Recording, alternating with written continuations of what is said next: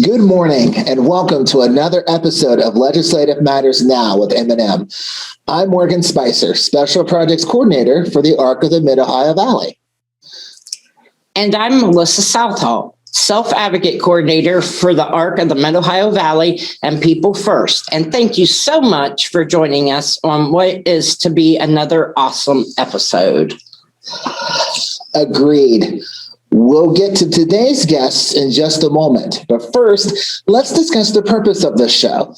The purpose of our program is to educate you, the self-advocate, on various legislative matters that are important to you, as well as feature a self-advocate who is using their self-advocacy skills to not only benefit themselves, but others around them at home or in their communities. On today's show, we have an expert on Olmstead who can help explain how important it is for self-advocates and its tie in to legislation and for our Advocate in Action segment.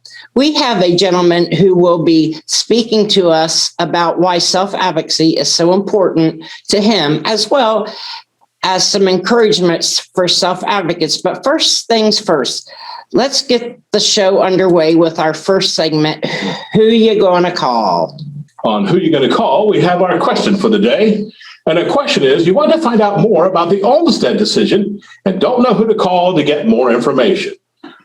So who are you going to call? Your city council member, your state house of delegates and state senators, your U.S. senator, a U.S. Congress member, or another person who is an expert in the field. What do you think, Melissa? Another person who is an expert in the field. Morgan? D, final answer. All right. Another person who is an expert in the field. And so the story of Olmstead case begins with two women, Lois Curtis and Elaine Wilson, who had mental illness and developmental disabilities and were voluntarily admitted to a psychiatric unit in the state-run Georgia Regional Hospital. Now, following the women's medical treatment there, mental health professionals stated that each was ready to move to a community-based program, which is exactly what should happen. However, the women remained confined to that institution, each for several years after the initial treatment was concluded, and they filed a lawsuit under the Americans with Disabilities Act for release from the hospital. On June 22nd, 1999, the United States Supreme Court held in Olmstead versus LC that unjustified segregation of persons with disabilities constitutes discrimination in violation of Title II of the Americans with Disabilities Act, and the court held that public entities must provide community-based services to persons with disabilities. When such services are appropriate, the affected persons do not oppose community-based treatment, because not everyone would want to. They may be better for them where they are. And community-based services can be reasonably accommodated, taking into account the resources that are available to the public entity and the needs of others who are receiving disability services from that entity. So that is the technical answer. Now, for those who need help with understanding Olmstead, we're going to briefly explain what that is. Olmstead was a court case that found the segregation of individuals with disability as an unlawful act. The U.S. Department of Health and Human Services, Office for Civil Rights, plays a pivotal role in supporting the Olmstead decision and promoting community living through vigorous enforcement of the American with Disabilities Act and other key civil rights laws. And as discussed on Who You Gonna Call, talking to an expert in the field can better help clarify any confusion.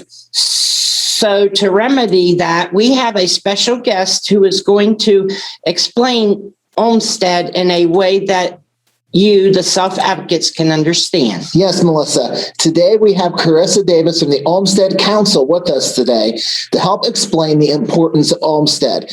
Due to my prior commitments, Melissa did the interview with Carissa. So thank you, Carissa, for joining us today. Can you briefly explain what Olmstead is and why it is so important to individuals with disabilities? Olmstead is a Supreme Court decision that stating that the unjustified segregation of persons with disabilities constitutes discrimination and is a violation of Title II of the Americans with Disabilities Act. States are obliged to make reasonable modifications in policies, practices, and procedures to avoid discrimination on the basis of disability. Unless the public entity can demonstrate that making the modifications would fundamentally alter the nature of the service, program, or activity. So it's important to individuals with disabilities because this gives them the option of being able to live, learn, work, and participate in the most integrated setting in the community of their choice. And that's if they agree to receiving services in the community and their medical team agrees that they can receive services in the community and other support systems as well. So. Thank you. So what are some ways that individuals can benefit from Olmstead? Individuals benefit from Olmstead by being able to live, learn, work, and participate in the most integrated setting in the community of their choice. Is there anything else that you would like to say about that? I think it's just very important that people be able to be served where they want to be served. Okay, could Olmstead tie into legislature, and if so, how? Yes. Bills introduced during the legislative session could impact the Olmstead decision goal of having people with disabilities live in the most integrated setting. So we have an Olmstead Council, and members of the council monitor bills and advocate to eliminate the institutional bias. So are people on the council individuals with disabilities? Yes. We also have state agency representatives and provider representatives. Great. And we have openings on the council right now for people with disabilities or family members. If anyone is interested in joining, you can contact me, or you can visit WVDHHR.org/OIG/Olmstead. We would love to have you join us. Okay, thank you. How can self-advocates spread the word about Olmstead? Advocates can discuss the Olmstead decision with their legislators. They can also get involved with the Olmstead Council and help us develop the next Olmstead plan to support the state's efforts to provide a system of services and community-based support. Great. Is there anything else you want to add? I also want to point out that we have the Olmstead Transition and Diversion Program, and that is to help individuals transition from institutions or to keep them from entering an institution. So if someone wants to transition back to the community and they just need a little help with maybe rent or security deposit or modification to a home or apartment they would be transitioning to, we can help with that up to $2,500.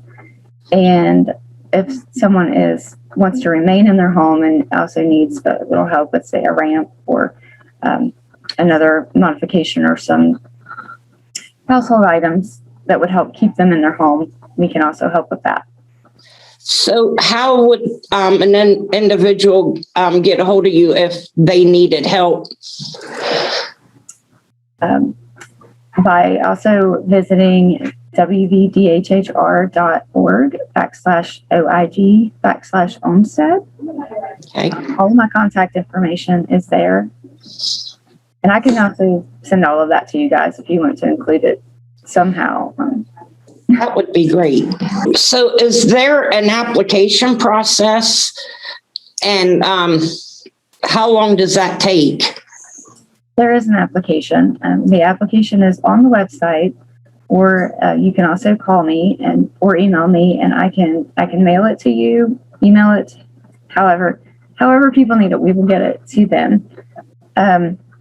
We try to review applications monthly, and so that people can get more prompt payments. We do have a cutoff of September 30th. And then once that date hits, we won't be able to actually fund any projects until the next cycle, which typically the funding becomes available again in January. Sometimes that date differs a little bit, but yeah, if you're interested, please visit the website or contact me to get an application.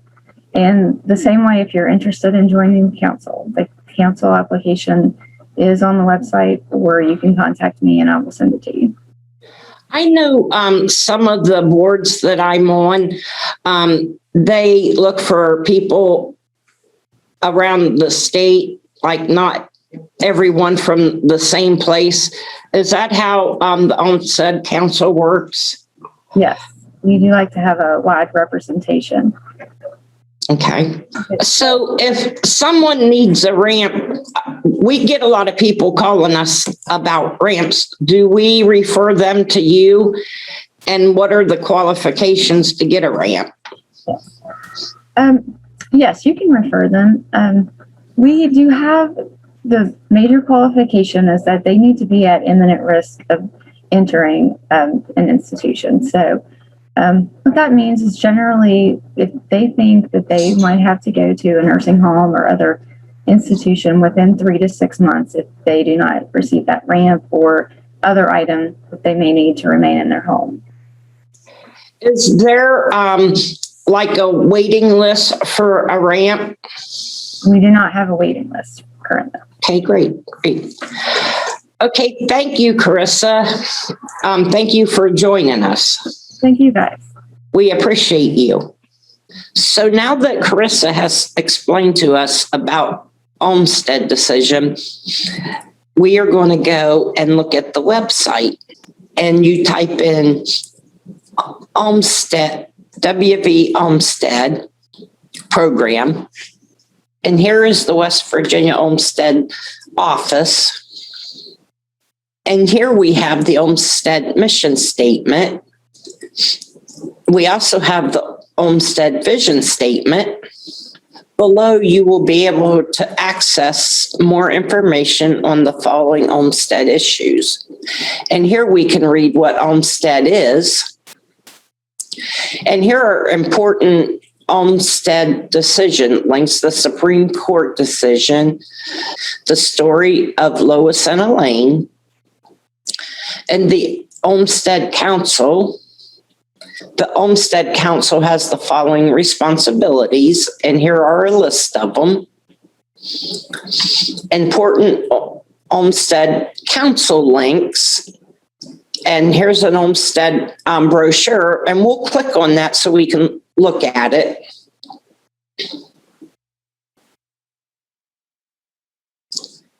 In the West Virginia Olmstead office.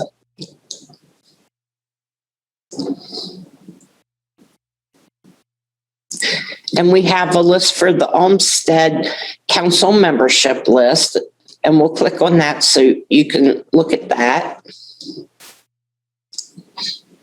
And here are a list of names from 2020 of people on the councils, and there's different agencies that represent the council. And there's some more spaces because they are looking for more members.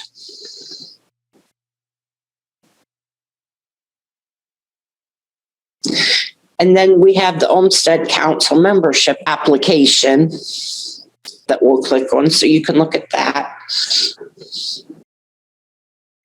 And here is the membership council application.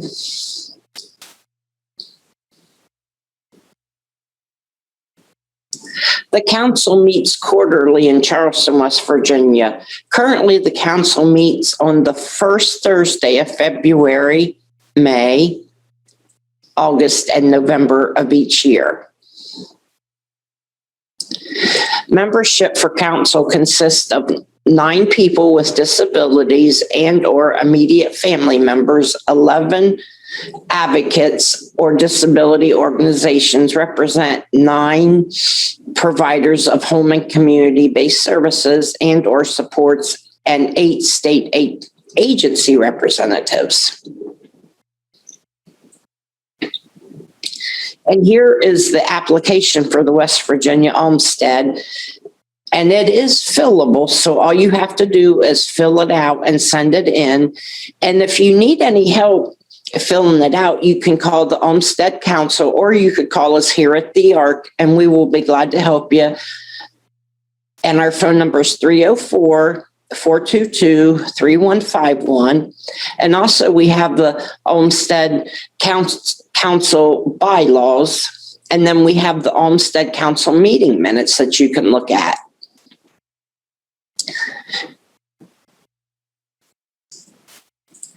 Important Olmstead plan links: the Olmstead Plan Update Final, the Olmstead Plan full-length version, the Olmstead Plan Executive Summary. Important information, referral, and assistant links are down here. We have file an Olmstead complaint with the Federal Office of Civil Rights. We also have the file an Olmstead complaint with the Federal Department of Justice. We have Olmstead Transition and Diversion Program. The Olmstead Office issues grants to community access to administer the Olmstead Transition and Diversion Program. The intent of the program is to assist people with disabilities who reside in a facility or are in imminent risk of facility placement, which is what Carissa told us. So here is important transition and diversion program links.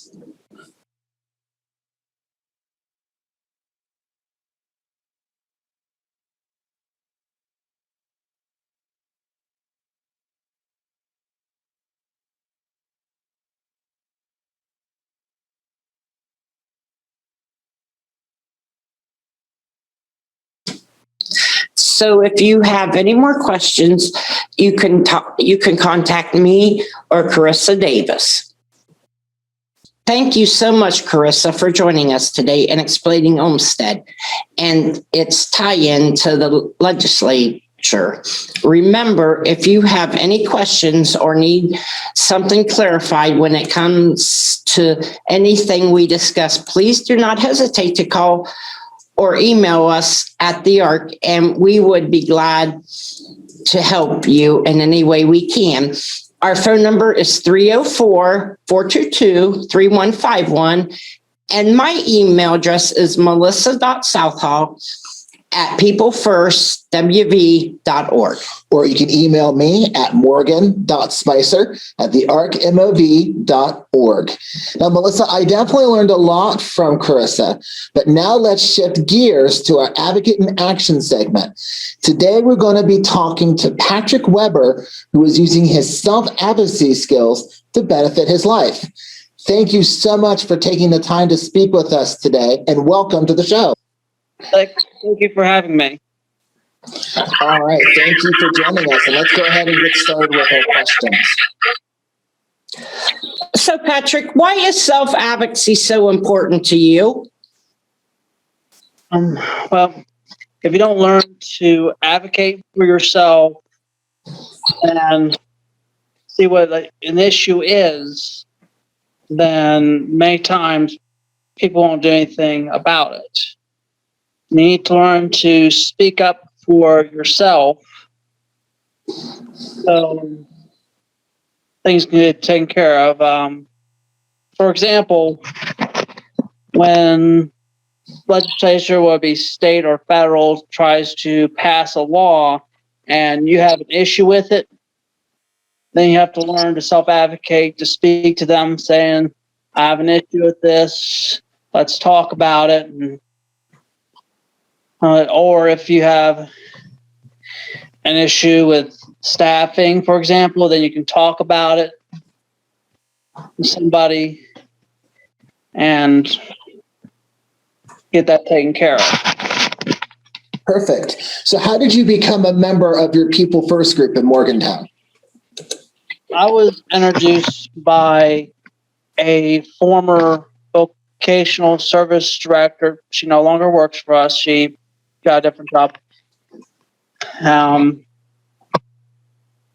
Nicole, she had introduced me to the People First group by bringing them into Pace Enterprises where I work.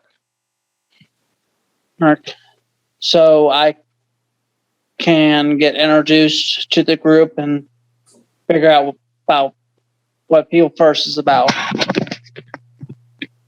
Great, thank you. At one time, you were an officer for the group. What caused you to want to be an officer, and what was the experience like?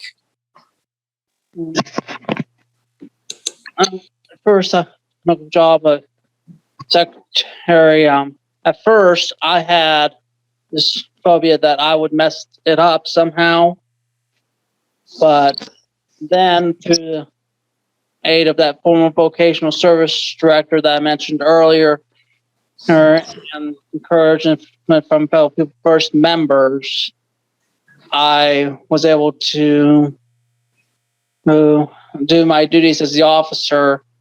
And then when my term had expired, I was ready to hand over the torch to the next person. And now I'm currently serving as the vice president for our group.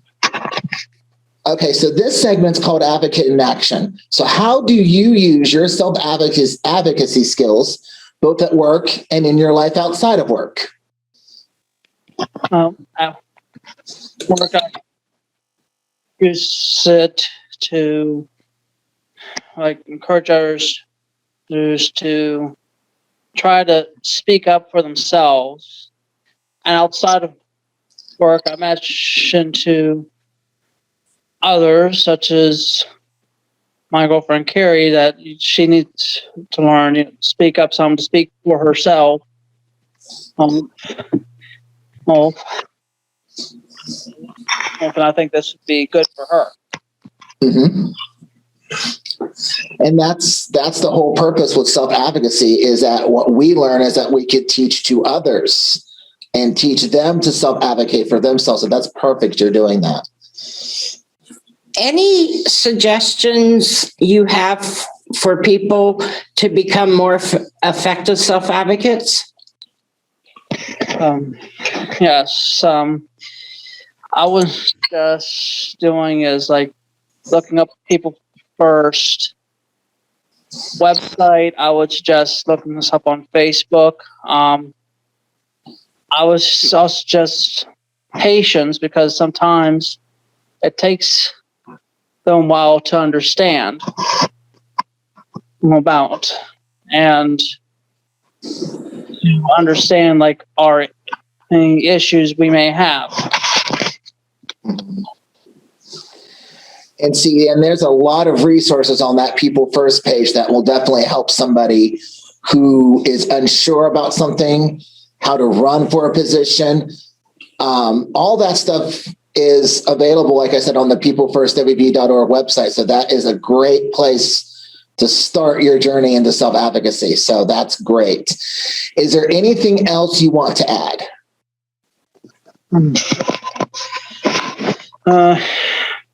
Nothing I would like to add at the moment. Okay, and can I ask what you do at Pace? I'm a job coach over at Pace Enterprises. Oh, wow. So for those that don't know what a job coach is, what exactly does a job coach do?